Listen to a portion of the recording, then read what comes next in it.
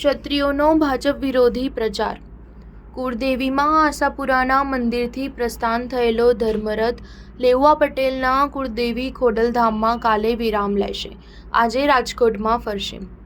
રાજકોટ ભાજપના ઉમેદવાર પુરુષોત્તમ રૂપાલાના એક નિવેદન બાદ ક્ષત્રિય સમાજમાં ભારે રોષની લાગણી છે. રૂપાલા સામેનો આ રોષ હવે ભાજપના વિરોધમાં પલટાઈ ચૂક્યો છે.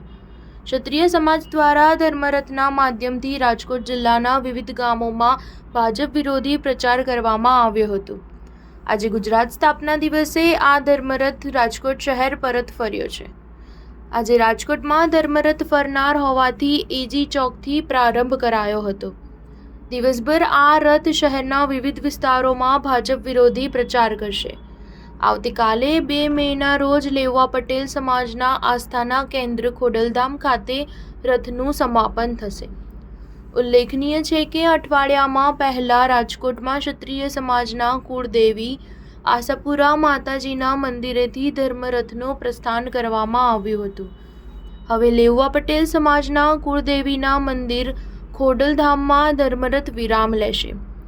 આ તકે ક્ષત્રિય સમાજના આગેવાન દેવેન્દ્રસિંહ જાડેજા ઉર્ફે ટીકુભાઈએ વાતચીતમાં જણાવ્યું હતું કે આજે ક્ષત્રિય અસ્મિતાનો રથ રાજકોટ આવ્યો છે.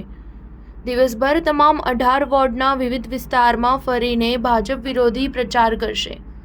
ક્ષત્રિયો સહિતના સર્વ સમાજના બહેનોની અસ્મિતા માટે લોકજાગૃતિ ફેલાવવાનું કામ આ રથ દ્વારા કરવામાં આવ્યું છે. સ્ટાર ન્યૂઝ 7 હંમેશા સચ્ચાઈની સાથે.